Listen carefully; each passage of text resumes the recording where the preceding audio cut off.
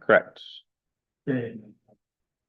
Call tonight's meeting. Welcome to our temporary home at Frank Street. We've got a brief item on for the license commissioners, and then we've got a few budgetary items. not even reading the for can. passage. Before we get to those items, we have one person signed up for public input. Omar Reyes from Warren Avenue. Good evening, everybody. I'm Omar Reyes. I live on Warren Avenue, 80 Warren Ave, Unit 2. I also happen to be on the school committee in Pawtucket.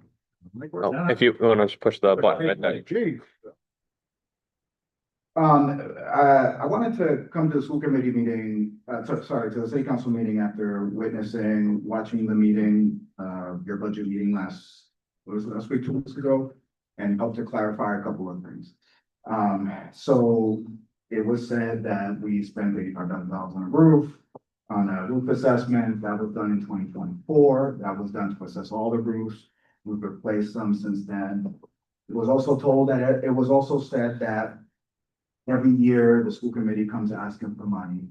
And as you know, we're severely underfunded. Last year, I recall that the city council was asking us for money. I think it was $6 million from our surplus. So I wanted to clarify that.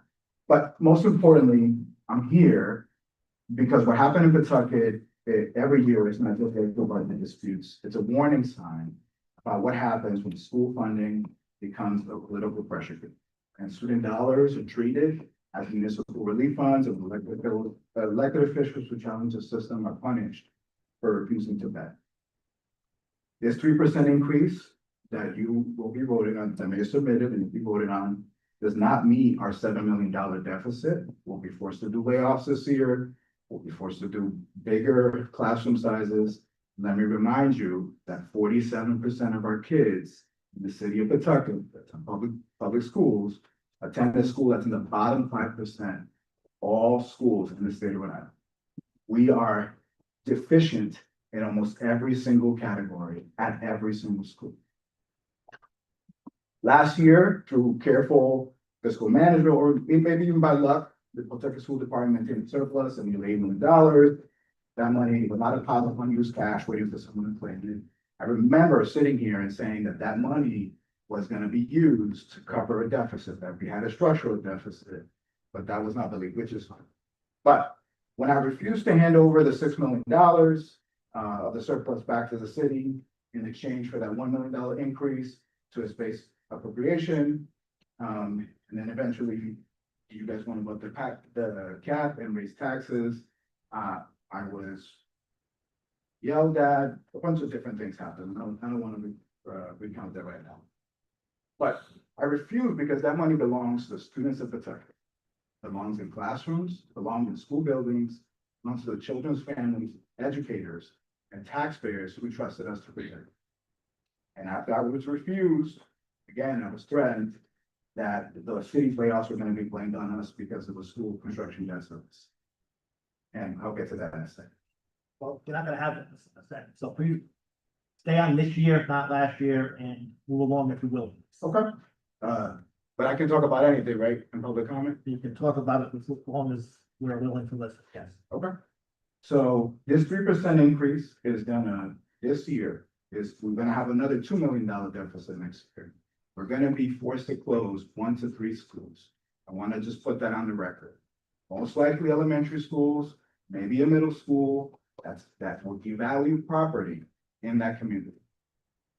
I wanna just remind you, and I would be remiss if I didn't say this. When I became the first person of color to chair that school committee in Pawtucket, since then, I do not believe I've been treated the same way as other local officials have been treated by members of the city council leadership. I've experienced a level of disrespect, hostility, and personal targeting that goes beyond ordinary political discourse. I get that criticism comes with public office. I accept that. I do not need politics to be gentle, But there is a difference between being challenged on policy, on money, and being treated as though your leadership is less legitimate, your authority is less worthy of respect, and your voice can be dismissed when it becomes inconvenient. I want members to understand what that looks like in practice. You know what it's like to work hard, earn the trust of your community, become the leader of an elected body, and then have folks not meet with you or talk with you directly? Do you know what it's like to be screamed at over the phone by another elected official when you're trying to mend fences, just because you refuse to surrender school funding? And then later, to understand that some of that anger was not really about schools at all. It was about mistakes, debt obligations, and financial commitments on the municipal side, decisions the school department did not create, did not vote for, and should not be expected to solve. I really love being an elected official in the city of Pawtucket, but the way that we're doing things is not appropriate. The kids are really struggling. I cannot say that enough. These kids, we have kids that do not have a special education teacher because we can't afford it in our classrooms that are going to the bathroom on themselves. We had that all year. We have no money. And it's emotional to me because we know what happens to those kids when they slip through the cracks. So I would like to thank you for your time. Have a good night. Thank you. Members, we have one other bit of public input. I would consider public input today. Thank you letter from the superintendent of schools. Council President Mercer, please extend my sincere gratitude to you and all of the members of the City Council for your support of the public school department and the families we serve. This investment reflects a meaningful commitment to public education and the future of our city. I am deeply appreciative of the partnership we continue to create, build together, and the collaborative spirit shown throughout this process. Thank you all for your support.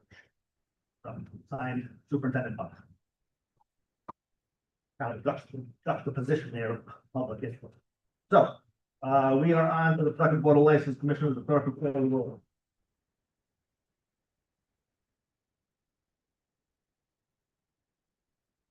President Mercer, Here. Council Ruzo, Here. Council Codere, Council Gregor, Council Moran, Here. Council Moreno, Here. Council Rubio, Here. Council Scoviac, Here. Council Wildenhain. Here.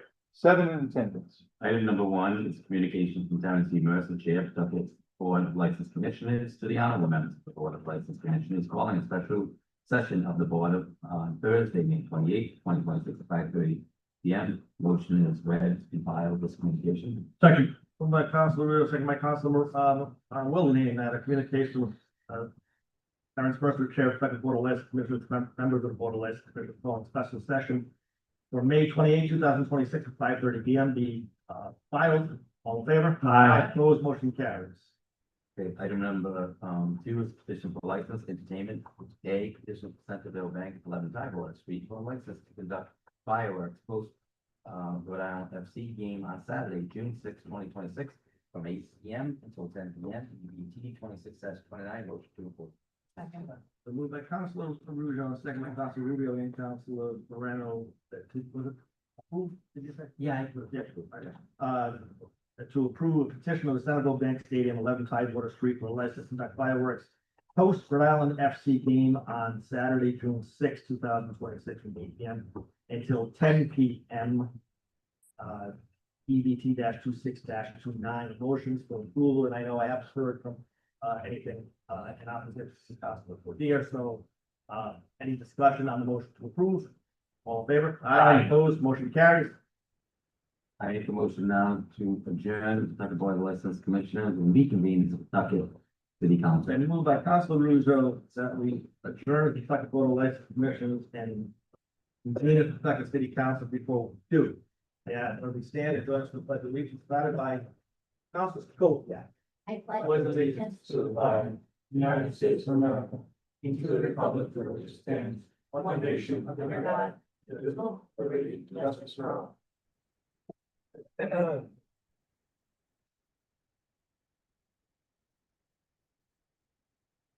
Pawtucket City Council, come to order, clerk will call the roll.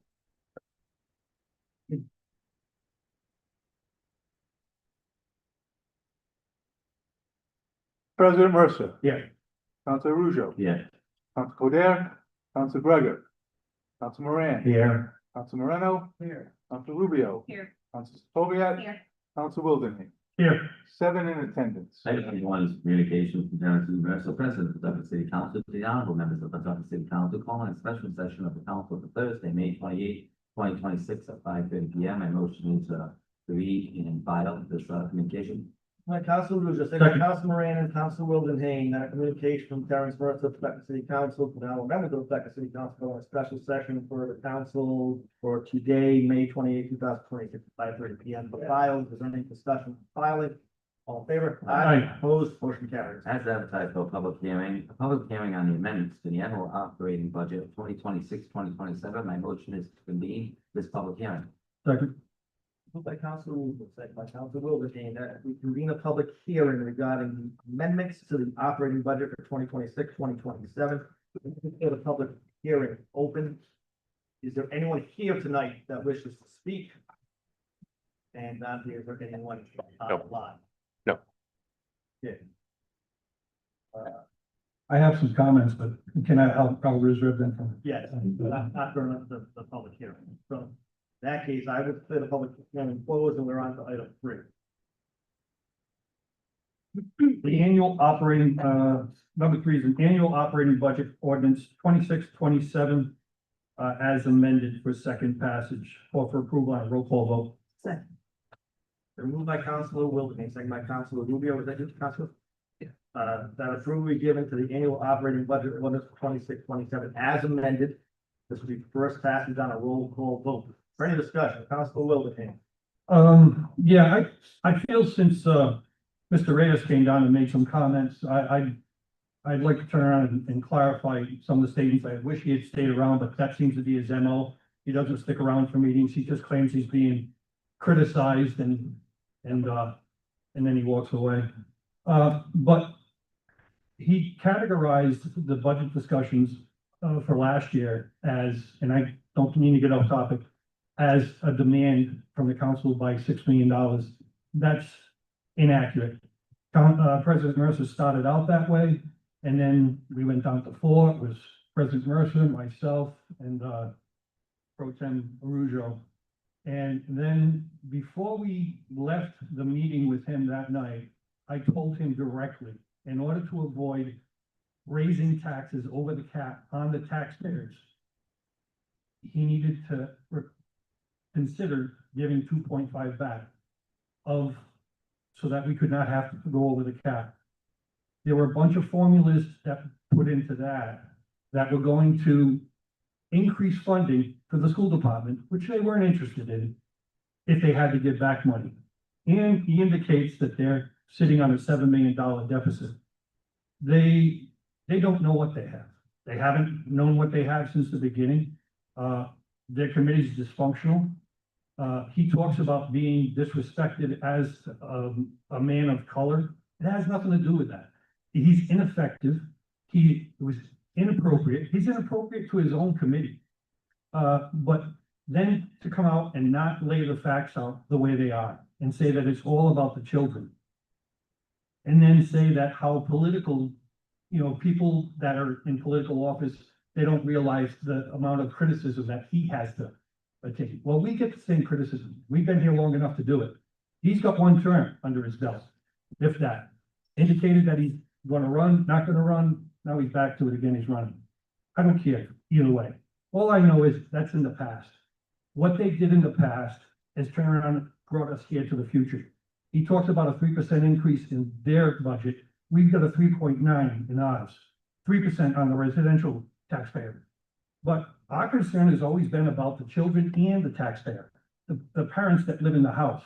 We've increased on them almost every year now. And it's something that I know since my time here, I've been upfront with the mayor, and I appreciate the comments, like I said before, of President Mercer and the mayor. Election year, you got a 0 tax increase. And then the following year, you get 4% tax increase.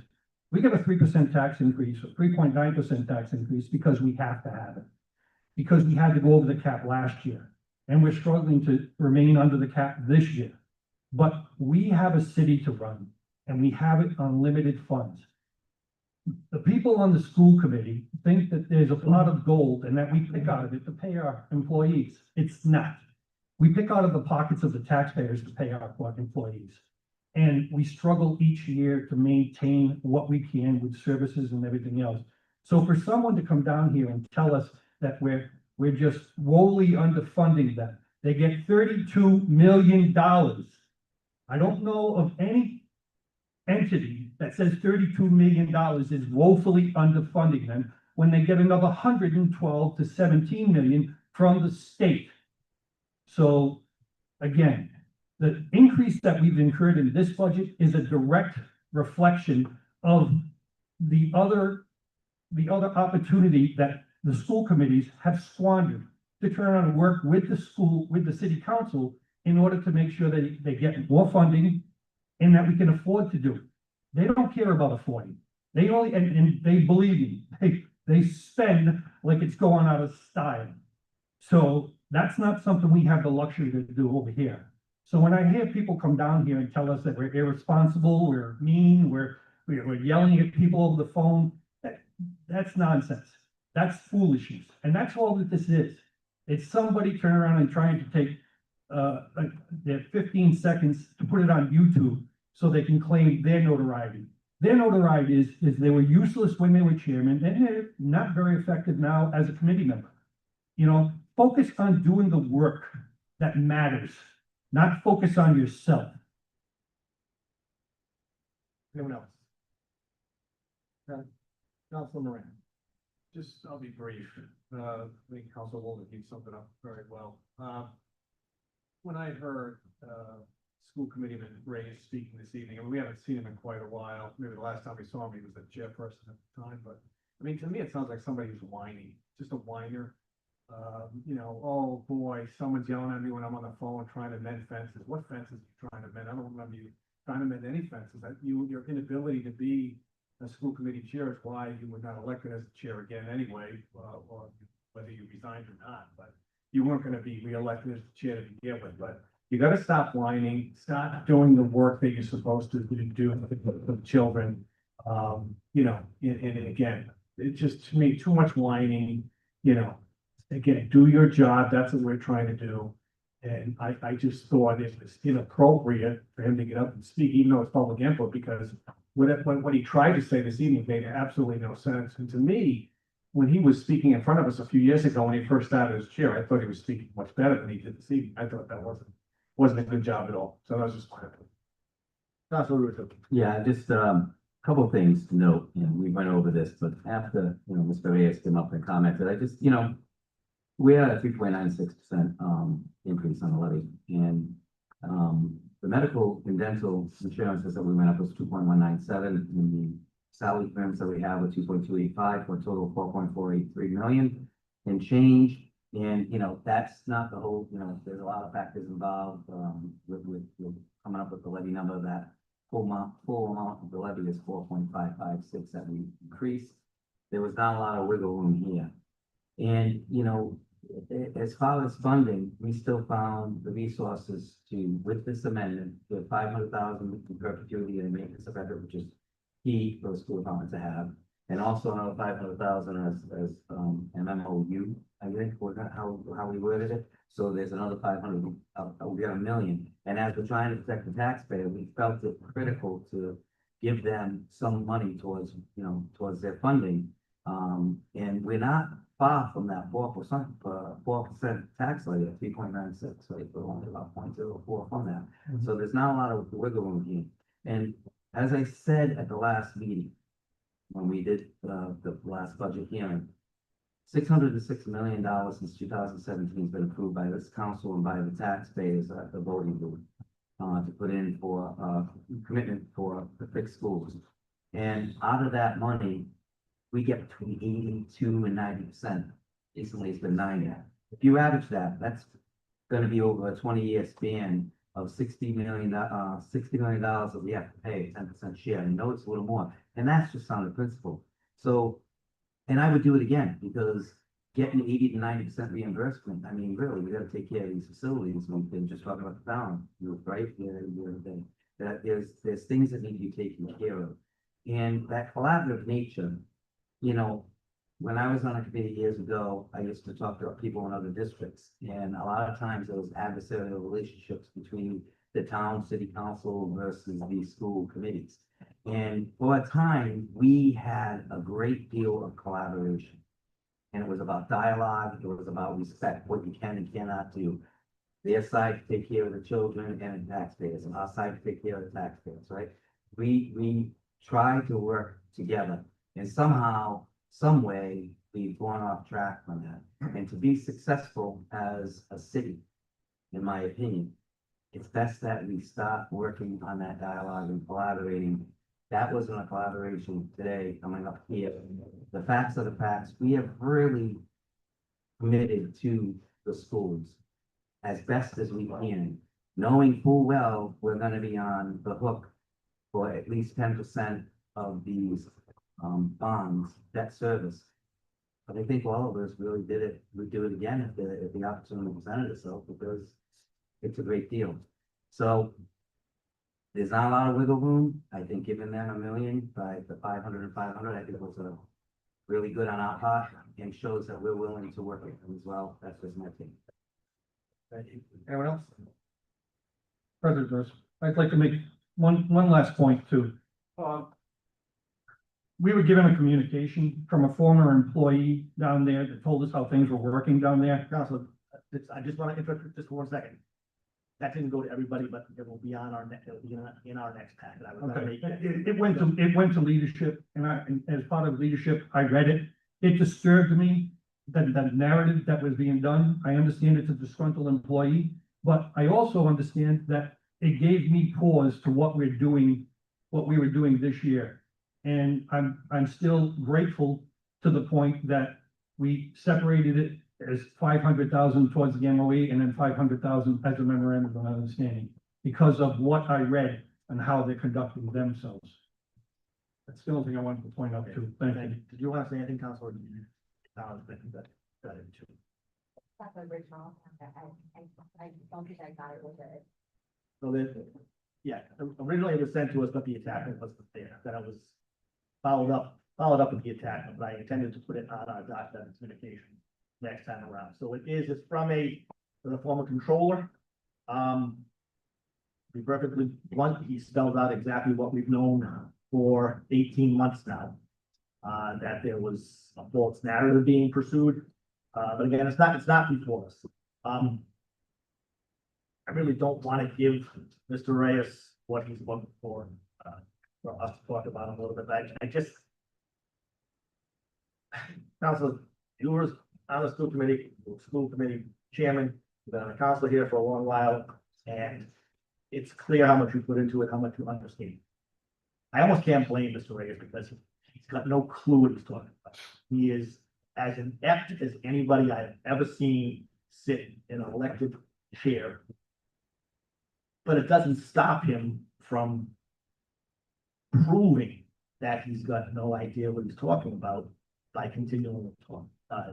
The budget process alone, that he kept telling his colleagues that this was some sort of a negotiation, that they should start costs, like, that's not how a budget's built. The budget is based on dollars and cents and science. It's not, hey, how much can you give us? It's like going onto a car lot and saying, like, how much is that Cadillac? How much you got? That's really what he wanted them to do. So it's just a complete and utter misunderstanding, inability to understand. I don't know what it is. And then at the last meeting, which as usual went off the rails, he was suggesting that the additional money the schools may have to pay the teachers because they didn't have a long enough school day, that they should be asking us for that. They should ask the city side for that. They made some sort of a contractual mistake, some sort of a time counting, a minute counting mistake that could cost as much as $750,000, $1 million. And it somehow is supposed to be the taxpayer that their inability to run their department, inability to balance their budget is just to reach out and ask for more. I don't get it, and I really can't swear his misconception of elected office, his misconception of civics, of governance, and most importantly, of finance. And to illustrate that, that's why I read this as public comment. This is the superintendent that Mr. Reyes was lauding for months and months and months. We had to have him on board. They brought him on board. And now they're not letting him do his job.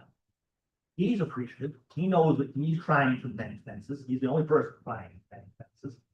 And he's appreciative of what we did.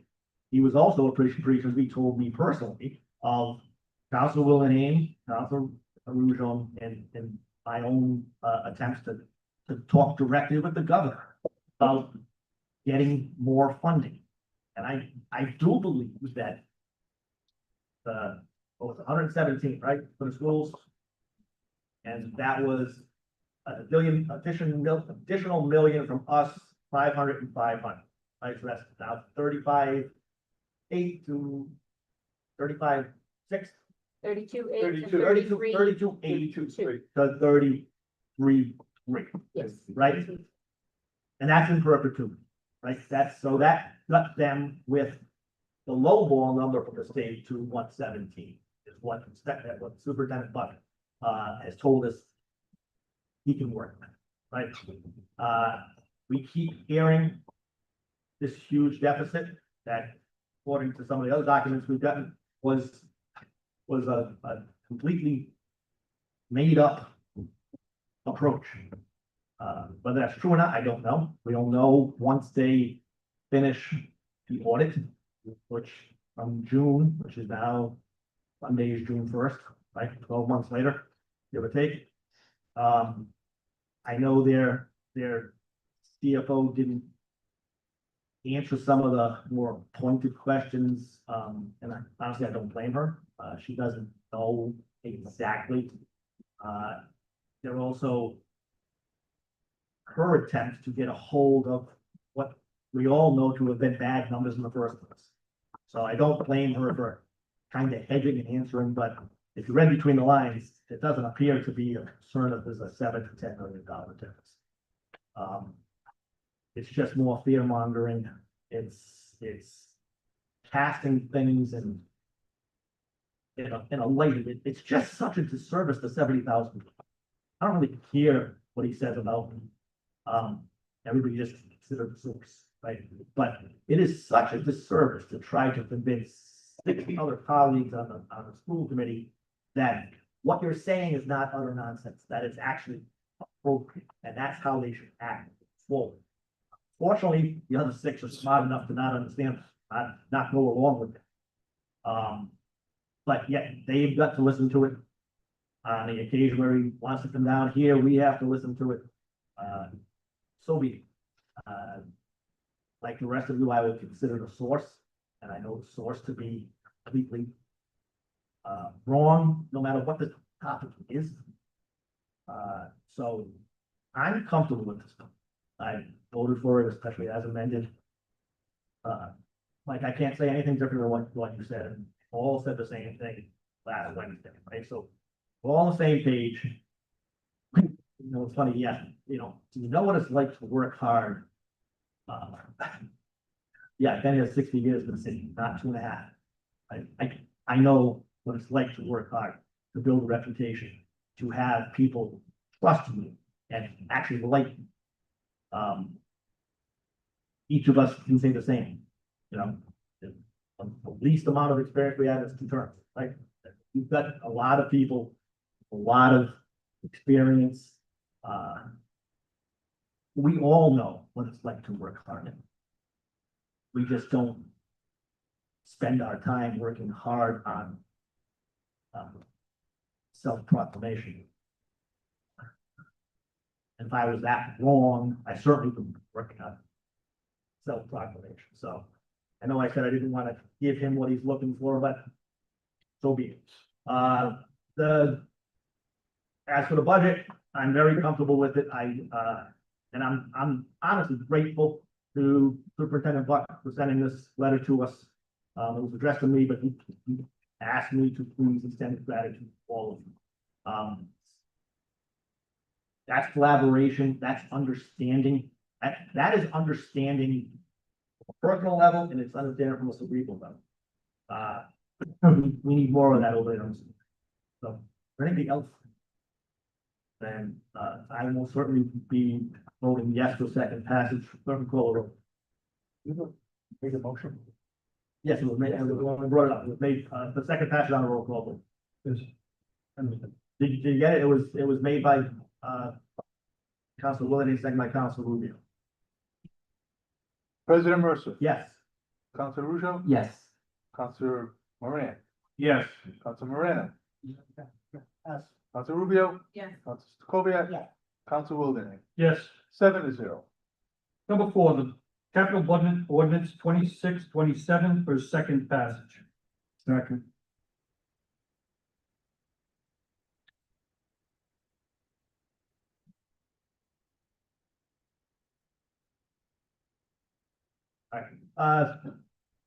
Item four, it's been moved by, it has been moved by Council Willoughby, second by Council Moran, that a capital budget ordinance for 2027 be approved for second passage on a roll call vote. Is there any discussion? Clerk, call the roll. President Mercer. Yes.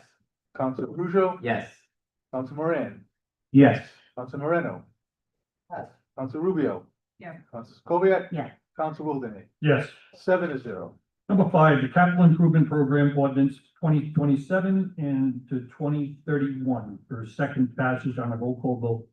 Second. Moved by Councilor Willoughby, second by Council Moran and Council Rubio, that approval be given to the capital improvement program ordinance for 2027 to 2031. This will be, second passage on a roll call vote. Is there any discussion? Clerk, call the roll. President Mercer, Yes. Council Ruzo. Yes. Council Moran, Yes. Council Moreno. Yes. Council Rubio. Yes. Council Stacoviat, Yes. Council Wildenhain, Yes. 7-0. Number six, an ordinance repealing and replacing the scheduled pay rates for local 3960 in the section of 88-12, the Code of Ordinances of the City of Pawtucket, 1996, add maintenance coordinator. I call for approval on a roll call vote for second passage. Second. Moved by Council Willoughby, second by Council Moran, that an ordinance repealing and replacing the schedule of pay rates for local 3960 in sections 88-12 of the Code of Ordinances of the City of Pawtucket, 1996, regarding adding maintenance coordinator. The motion is for second passage on a roll call vote. Is there any discussion? Clerk will call the roll. President Mercer, Yes. Council Ruzo. Yes. Council Moran. Yes. Council Moreno, Yes. Council Rubio, Yes. Council Stacoviat. Yes. Council Wildenhain, Yeah, the vote. Wildenhain, Yes, sorry. 7-0. Got lost in the moment. What a moment, Yeah, too. what a moment. Number seven, the ordinance committee submits the following ordinance with a recommendation for approval. An ordinance and amendment of chapter 210 of the Code of Ordinances of the City of Pawtucket, 1996, entitled Fire Prevention Code, Outdoor Burning and Cooking, Substitute A. Motion is to approve for first passage on a roll call vote. Moved by Council Moran, seconded by Council Moreno, that the ordinance committee returns the following with a recommendation for approval. An ordinance and amendment of chapter 210 of the Code of Ordinances of the City of Pawtucket, 1996, entitled Fire Prevention Code regarding outdoor burning and cooking. The motion is for first passage of the substitute A on a roll call vote. Is there any discussion? Council Chairman. Thank you, Mr. President. Happy birthday, Chair. Thank you. Oh, happy birthday, Dave. Can't believe 50 came so soon. Second 50. Fifty years on the council? All right, so this is. That was actually a good one, Helen. Let me take the knives out first. Wish my co-committee members were here, but I guess they can't have the meeting, but we've been working on this for quite a while. I mean, this goes back to, Chairman, Mercer on the committee a few years ago, so I know it's been around for a while. Certainly I want to thank all the work that you've done, President Mercer, Chairperson. Chief, thank you very much. I know you have, if anybody has any questions. I know we've gone back and forth on this several times since I've been chair. I know we've had some contributions from both committee members, Council Kadir, Council Gregor. But mainly, this is to try to keep the city as safe as possible when there's outdoor burning and cooking going on. What we had before was kind of thin, and so it needed to be addressed. I think we've done the best we can. We've kind of go back and forth on a couple of things. I know there's things in there about the type of wood that can be burned or not burned. Also, the footage between, having a fire and the residents. I know the chief wanted 50 feet, and we amended that down. Council Gregor had suggested that, but at least in the committee's opinion, we still felt that there's still other safeguards in there. So even though you reduce the footage, that the residents would still be safe. So I think what we have is it a perfect product? Nothing's perfect, but I think it's the best we can do for now. And then as we go forward, if there's any changes to be made, we can go from there. But I think it's a safe product, in my opinion. But I don't know if anybody has any questions, or the chief can address any too as well. Sure. So, because it says substitution A, so were there any changes from the first one that we saw, and then you pulled it back to committee after some suggestions? Are there any specific changes? Yeah, there were changes made. I mean, I'll be honest, I don't have them right in front of me. But I know the chief had gone through several changes about, being applicable to a certain code, state fire code and stuff. Because he used to have, we had UL in there, and then that got changed, but I don't know if you want to come up, but, you did make some changes. I wouldn't say they were wholesale, but. But not like the feet one, like. Just that one, Yeah. that was the one. Okay. That was one. Okay. So Council Gregor suggested, some change in language throughout. And chair, committee, and the chief in particular looked into some of those, and they certainly seem to be valid or be. But it had to do with not limiting it to just a UL rated, but a rated or an approved appliance, Correct. right? Spelling out what prohibited burning materials were. The sticking point really was the setback distance of 50 feet versus something less than that. Chief, to your credit, you brought forth a good ordinance that made it better. I'm sure you don't agree. If I were you, I wouldn't either with the reduction in the setback. So really what we're talking about is, I think what we all understood that, I don't know how many Pawtucket yards would have a 50-foot setback from something burnable, fence, a garage, porch, overhang, whatever the case, maybe, or 12, right? So if it really was about being able to let people use, safely and appropriately use, an outdoor fire, but going, enjoying it, kind of had to juice that area. So no, the chief said all along he did not intend to be the fire to stop it, right? But when you're putting an ordinance together, you can't really rely on it. So, on the other hand, we had to rely on, if we're going to reduce it, disregarding the criteria set out in the state fire, right? Correct. So, And basically, the big changes were really the 50 feet, now you guys changed down to 30, but we added a bunch of, what's that? 25, sorry. We did add a lot of safeguards as far as, you have to have a hose, you have to have a lot of things that were not in there originally. So there's a lot of safeguards. It's the distance that I was opposed to, but we've addressed that basically. Yeah, we feel the safeguards kind of work around the setback difference that we had. Plus, there were a couple of other ordinances that we looked at, mentioned 25 as well. So we're trying to be consistent with that, but we certainly respect and understand where the chief was coming from too. So I think we get to the point with the ordinance as it. and we will all acknowledge that you're still standing firm on 50, so. Thank you, I appreciate If we pass this for first and second passage, it will be knowing your stance on it. I appreciate that. Any other questions? Anyone else? Yeah. Counselor? Just real quick comment. Thank you to the ordinance committee for seeing this through. I know we're back and forth, and thank you, chief, for, putting safety as a top priority. I see now you have, a tool, your department has a tool to shut down, people who, kind of abuse the privilege of having a fire. with the close proximity of some of the houses in some of the neighborhoods. So, I'm very supportive of as presented. Again, thanks to the committee and thank you for your leadership on this. I know you worked on it for a while, so thank you. And just to follow up, like I said at the very beginning of this process, we have very, very few people that have ever a problem. So I don't anticipate there being any more problems than there has been in the past, so. But like council has said, we had to put it out here, but the city doesn't have any problems for the most part. Yeah, and that's what I'm gonna say, the chief kept emphasizing that at all the meetings that we had, that it's sort of a paintbrush in a sense, but I don't think we're gonna have to use it that often. I'm glad we have it, but, and again, there's only a few offenders that actually reach that criteria that we're gonna probably have to apply the ordinance to, but you have to have it in place, so we have it in place, and I think, you know, again, it'll make the Pawtucket certainly a lot safer than what it was before. Counselor?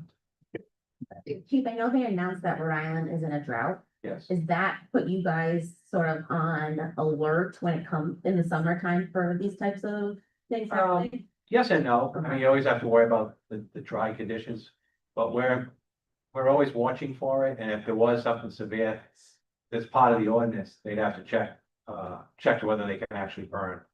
So it's kind of covered that way. And there's a DEM website to check. What the winds are? We just hope that people understand wind and dry.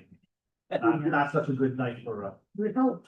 Right. Right. I mean, if you have the Weather Channel app, it says it all the time, and there's a warning of that. Okay, anything else for the chief? Thank you. Thank you. Anybody else on matter at hand? Actually, clerk call the roll. President Mercer. Yes. Council Ruzo. Yes.